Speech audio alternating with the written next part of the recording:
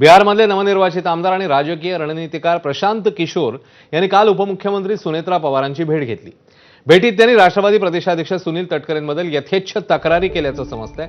आपल्याकडनं काम हवं असेल तर प्रदेशाध्यक्षपदासंदर्भातला निर्णय घ्यावा लागेल अशी टोकाची अट किशोर यांनी सुनेत्रा पवारांकडे ठेवल्याची माहिती आहे।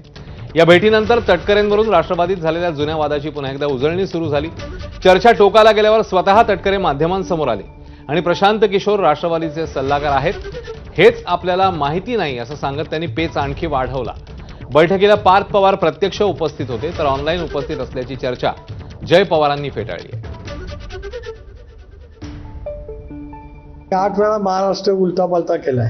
महाराष्ट्राचा कानाकोपरा अगदी तालुक्याच्या नंतर कुठला तालुका तो चांद्यापासून माथ्यापर्यंत मी सांगू शकतो। त्यामुळे मला त्याची काही चिंता असण्याचं काही कारण नाही। एक भाग आहे, आता ते रणनीतिकार जे आहेत त्यांचं एक वेगळं त्याने एक वैशिष्ट्य जपलेलं आहे, पण मला ज्ञात नाही की ते आज आमच्या पक्षासाठी काय काम करतात की काय।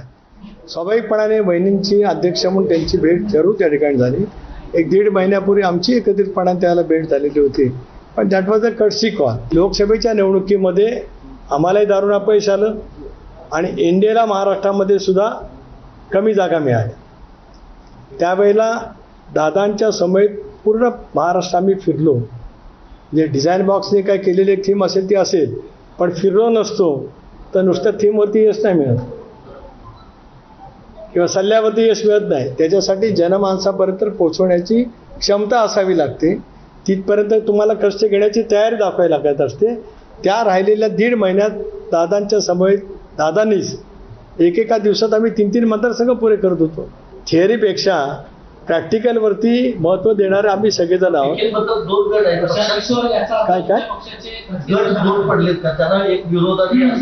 कुठं काय अर्थ काढता मला काय कळलंच नाही। कुठले 2 गट काय तुमच्याच आता कसं आहे तुमचं सूत्र कोण मला माहित नाही।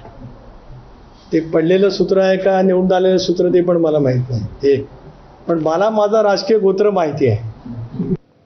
तर किशोर यांनी नेमकी काय तक्रार केली आहे जाणून घेऊया।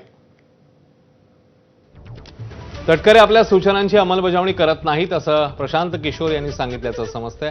प्रदेशाध्यक्षांचं सहकार्य नसेल तर काम करणं अवघड आहे।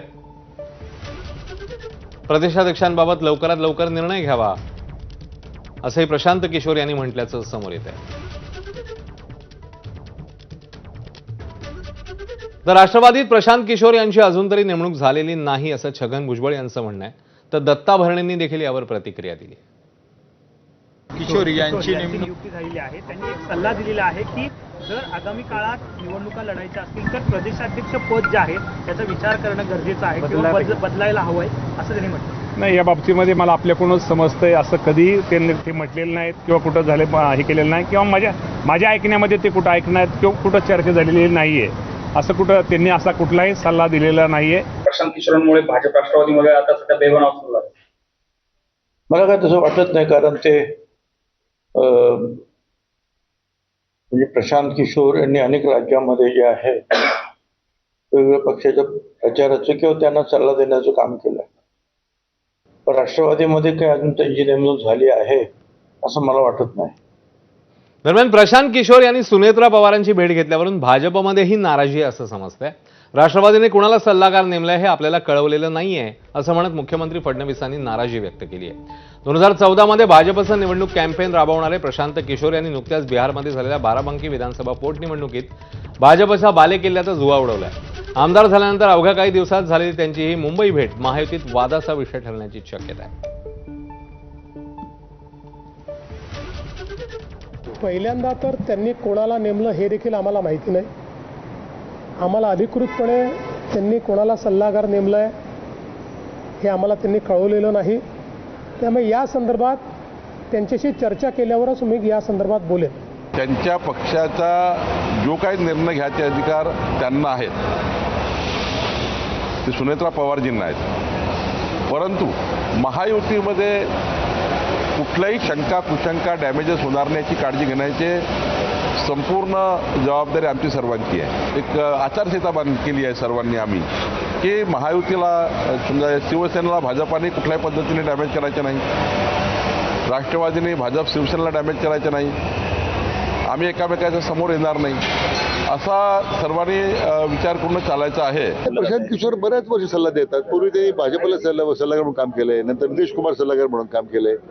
शेवटी तो प्रोफेशनली काम करणारे लोक आहेत. ते काही राजकीय पक्ष म्हणून काम करत नाही.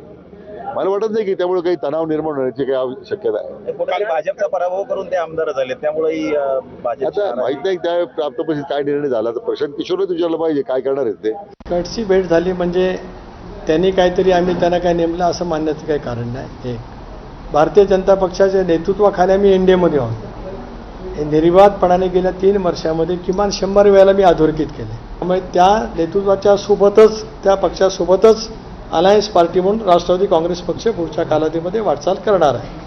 आता प्रशांत किशोर त्यांच्या विरोधात निवडून आले, ती निवडणूक लढली, त्याचे निकाल लागले, ते स्पष्ट आहे.